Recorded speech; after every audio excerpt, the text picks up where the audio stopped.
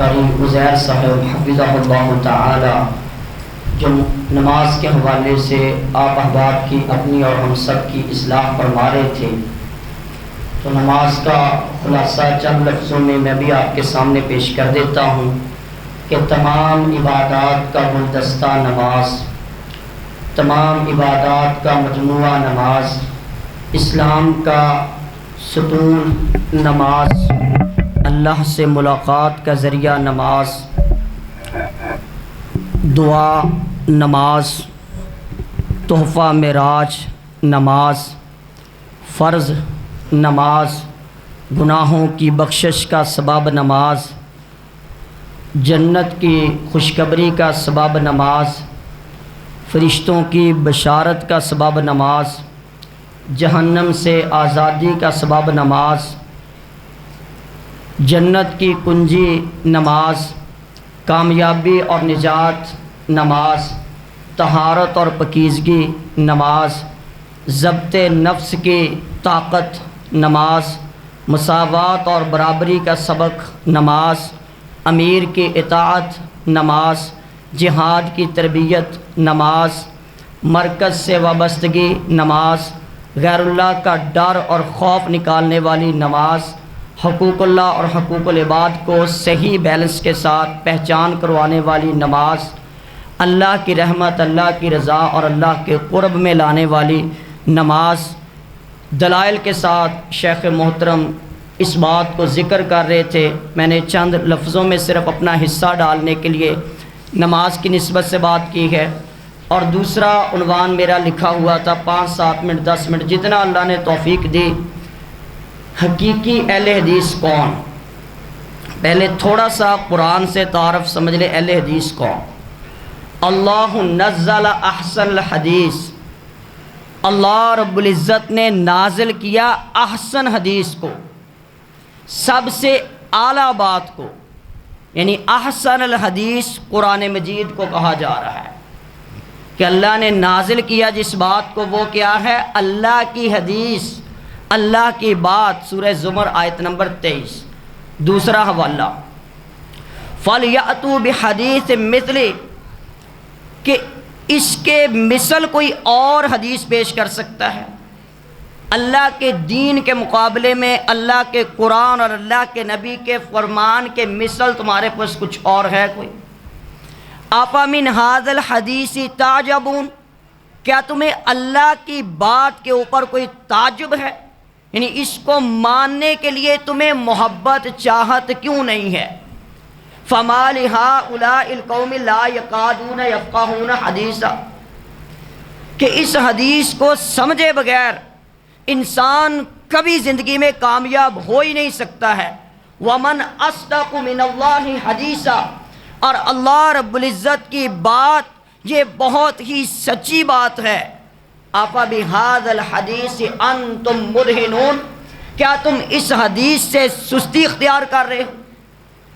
فَبِأَيِّ حَدِيثٍ بَعْدَهُ يُؤْمِنُونَ، کیا اللہ کی اس حدیث کے بعد کسی اور بات کے اوپر تم ایمان لاؤ گے؟ یہ تھوڑے سے جو میں اشارے قرآن سے کیے ہیں، بے شمار دلائل میں سے کہ اللہ نے قرآن میں قرآن کو حدیث کہا ہے، اور اس حدیث کے لیے کیا فرمایا؟ یا ایھا الرسول بلغ ما انزل الیک من ربک، کہ جو آپ کے رب نے آپ تک حدیث پہنچائی ہے اس حدیث کی تبلیغ کرنے والے کو اہل حدیث کہتے ہیں۔ قرآن و حدیث کی دعوت دینے والے کو اہل حدیث کہتے ہیں، اور قرآن و حدیث کی دعوت والے کو ہی اہل سنت کہتے ہیں، قرآن و حدیث کی دعوت والے کو ہی مسلمین کہتے ہیں، قرآن و حدیث کی دعوت دینے والے کو ہی مومنین کہتے ہیں، قرآن و حدیث کی دعوت والے ہی ورثۃ الانبیاء پر چل رہے ہیں، قرآن و حدیث کی دعوت والے ہی خیرکم من تعلم القرآن وعلمہ کے اوپر چل رہے ہیں، قرآن کو پڑھانے والے ہی اہل حدیث ہیں، قرآن کو سمجھنے والے اہل حدیث ہیں، قرآن کی تفسیر کو سمجھنے والے اہل حدیث ہیں۔ سب سے پہلا اہل حدیث اللہ خود ہے کہ قرآن کو سب سے پہلے اللہ نے بیان کیا، پھر اس کے بعد اللہ کے فرشتوں نے اس کو بیان کیا۔ یہ قرآن حدیث کا لفظ اللہ کی بات پر بھی آتا ہے، حدیث کا لفظ فرشتوں کی بات پر بھی آتا ہے، حدیث کا لفظ انبیاء یا امام الانبیاء کی بات پر بھی آتا ہے۔ تو اللہ کا دین جس کی تبلیغ کی دعوت آپ کو دی گئی، وَأَمَّا بِنِعْمَةِ رَبِّكَ فَحَدِّثْ، جیسے محدث ہوتا ہے نا حدیث بیان کرنے والا، کہ اللہ کی ایک ایک نعمت، ایک ایک انعام کو لوگوں کے سامنے بیان کرنے والا، کہ اللہ نے قرآن میں کیا کہا، نبی کا فرمان کیا ہے، اس کو پڑھنے والا، اس کو پڑھانے والا، اس سے محبت کرنے والا، اس کو لکھنے والا، اس کو لکھوانے والا، وَجَاهِدْهُمْ بِهِ جِهَادًا كَبِيرًا۔ سورۃ الفرقان میں اللہ نے حق اور باطل میں فرق کرتے ہوئے مرکزی دعوت اس کی پیش کی، وَجَاهِدْهُمْ بِهِ جِهَادًا كَبِيرًا، کہ کائنات کا سب سے بڑا جہاد کیا ہے؟ قرآن کی تعلیم کے ذریعے جہاد کرنا۔ وَأَمَّا بِنِعْمَةِ رَبِّكَ فَحَدِّثْ، کہ آپ اللہ کی بات لوگوں تک پہنچا دیجئے، اللہ کے انعام، اللہ کے احسان ذکر کر دیجئے۔ کتنے کے احسان ہیں؟ اللہ کے اتنے احسان ہے کہ ارض، پوری روئے زمین کی مٹی کو، پوری روئے زمین کو ارض کہتے ہیں، ارض کے میں سے کچھ خشک مٹی جمع کر لی جائے وہ 3 ہے، یعنی زمین سے جو مٹی کو آدم کو بنانے کے لیے، انسان کو بنانے کے لیے اکٹھا کیا، اس کو 3 کہا۔ پھر اس مٹی کو تراب کہا، تراب کے بعد اس کو جب پانی ڈالا، یعنی روئے زمین سے خشک مٹی اکٹھی کریں، انسان کی مٹی اکٹھی کی، اس کو تراب کہا۔ پھر اس کے بعد اس میں پانی ڈال دیا، اس کو 3 کہا۔ پھر اس کو گوندھ دیا، 3 لازب کہا، لیس دار گارا۔ پھر اس کے بعد اس کو حامہ مسنون کہا، بدبودار گارا، کیچڑ۔ پھر اس کے بعد اس کو سلسالن، پکی ہوئی مٹی کہا۔ پھر سلسالن کل فخار کہا اس کو، کہ ٹن ٹن بجنے والی مٹی، یعنی اللہ کا اتنا احسان کہ روئے زمین کی مٹی کو اکٹھا کر کے پوری کائنات کا سب سے عظیم شاہکار بنا دیا، کہ پوری کائنات کو سب سے پہلے بنایا، جن بھی، فرشتے بھی، زمین و آسمان بھی۔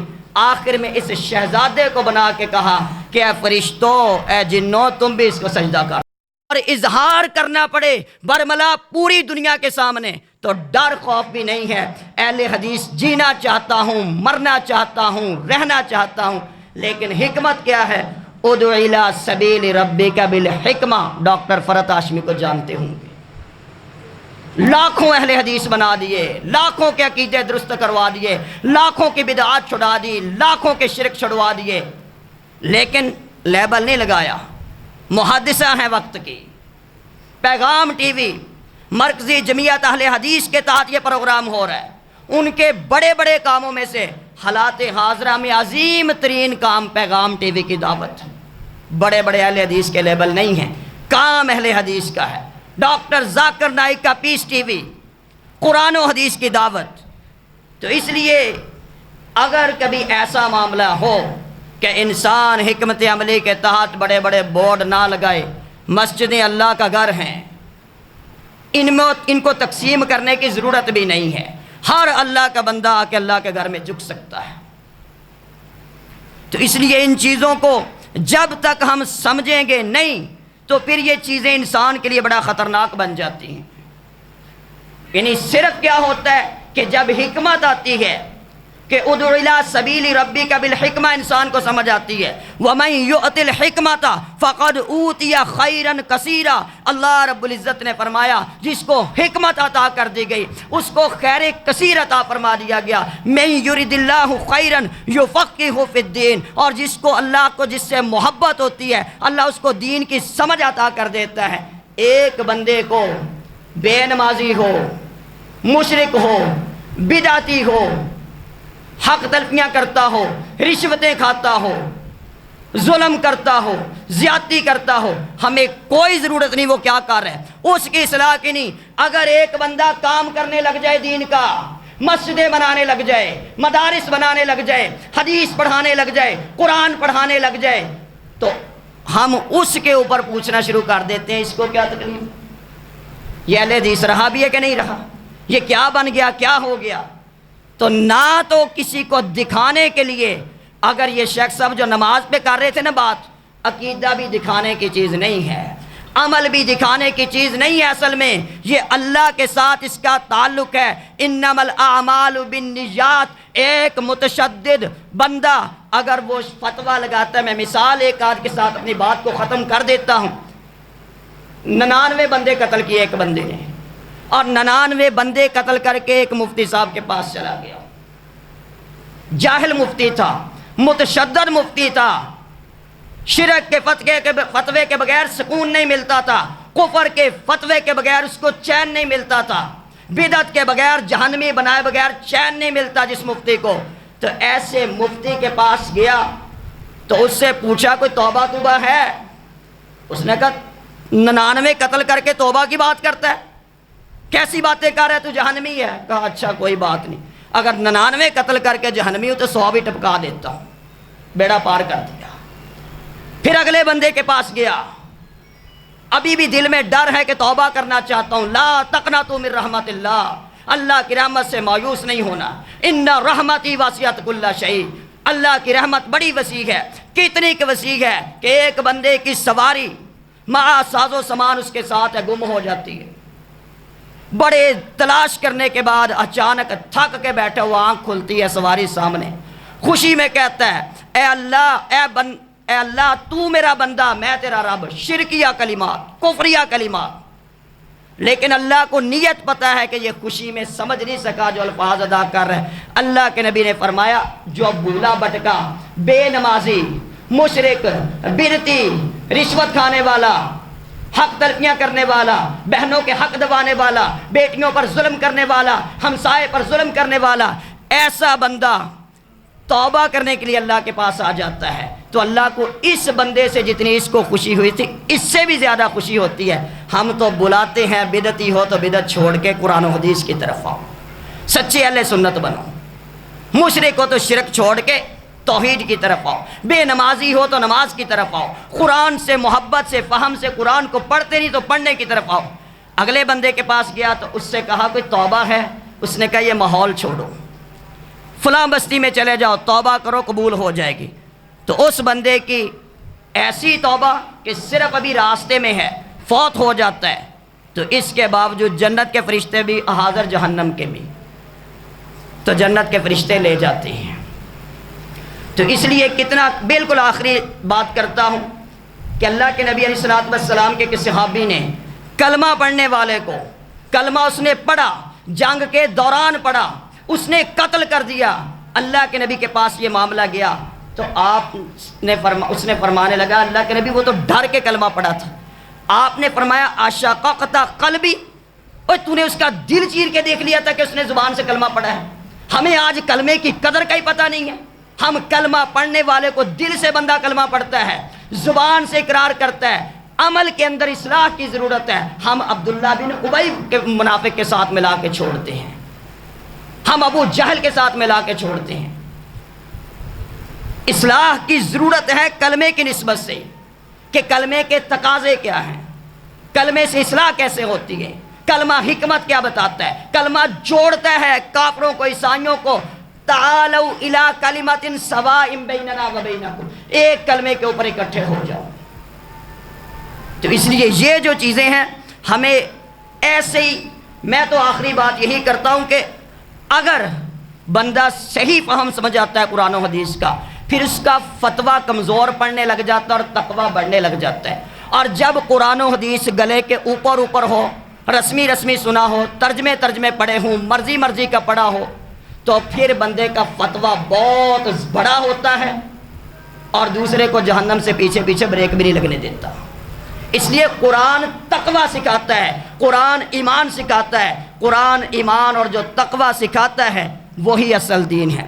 وحی کے ذریعے اصل دین آیا، قرآن و حدیث آیا، یعنی حدیث کو آپ اصل دین کہہ لیں، قرآن و حدیث کو، وحی کو، شریعت کو۔ تو اس سے فرق کرنے والا، قرآن و حدیث سے فرق کرنے والا فرقہ بنے گا، اور قرآن و حدیث سے فرق نہ کرنے کے لیے دعوت دینے والا داعی بنے گا۔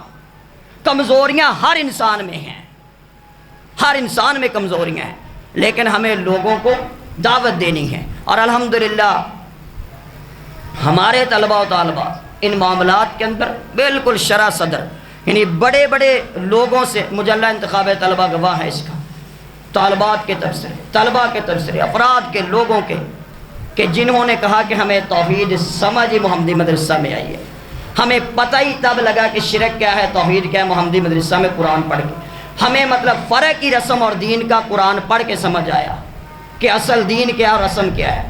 تو یہ ساری چیزوں کا جہاد کر رہے ہیں آپ لوگ، اللہ کی توفیق سے معاونت کرو تو بڑی اچھی بات ہے، نہیں تو میری درد دل کے ساتھ آپ بھائیوں کے سامنے یہ ریکویسٹ ہے کہ بہتر یہی ہے کہ اگر اس کی معاونت نہیں تو کم از کم مخالفت نہیں ہونی چاہیے۔ تو ہم سب کوئی جس مرکز میں ہو قرآن و حدیث کی دعوت کا کام خوش بھی ہونا چاہیے، اور جس قدر ہو سکے معاونت بھی کرنی چاہیے، پوری روئے زمین پر جہاں بھی کام ہو رہا ہے قرآن و حدیث کا خالص علی للہ الدین الخالص، تو اس خالص دین کے لیے دعائیں کرنا، اس کے لیے جس قدر ہو سکے تعاون کرنا۔ تو میں نے اپنی کچھ چونکہ ادارے کی نمائندگی کرنی ہوتی ہے، اور ادارے کا سلسلہ قرآن و حدیث کی روشنی سے مقدم ہوتا ہے ان معاملات میں کہ اس کو اس روشنی میں پیش کیا جائے، اس لیے چند باتیں کہہ دی ہیں۔ یہ بڑی مفصل اور سمجھانے والا موضوع تھا، اور دلائل کے انبار ہے اس کے اوپر، پورے قرآن مجید سے علی وجہ البصیرت جتنے کہو دلائل دینے کے لیے تیار ہیں، لیکن وقت کے تقاضے سے مجھے تھوڑا سا تیز اور اشارات میں گفتگو کرنی پڑی۔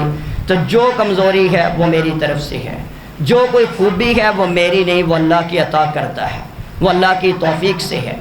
میرے رفقا، دوست احباب، قاری احسان صاحب، قاری عزیر صاحب، حافظ نعمان صاحب، حافظ زنیر صاحب، جو اس میں سارے معاونت کرنے والے احباب ہیں، اللہ رب العزت ان سب کے علم میں، عمل میں، زندگیوں میں برکتیں پیدا فرمائے۔ طلبہ کے اسی طرح جتنے والدین طلبہ کے مطلب والدین آئے ہیں محمدی طلبہ کے، اللہ ان کے علم میں، عمل میں، زندگیوں میں برکتیں پیدا فرمائے۔ اللہ تعالی ہم سب کا مل بیٹھنا اپنی بارگاہ کے اندر قبول و منظور فرمائے۔ تو بہتر تو یہی ہے کہ ہم نماز ادا کر لیتے ہیں، چونکہ وقت تو ہو چکا ہے اذان کے بعد، پھر اس کے بعد کھانا، یا جیسے مطلب یہ ہمارے انتظامیہ کے لوگ سلسلہ کرتے ہیں، وہ جو ان کی تربیت ہے اس کے مطابق کر لیتے ہیں۔ تو کوئی بھائی سوال، کوئی معاملات ذکر کرنا چاہتا ہے تو کر سکتا ہے۔ شخص مختصر دعا کروا قاری صاحب مختصر قسم دعا کروا۔ جزاک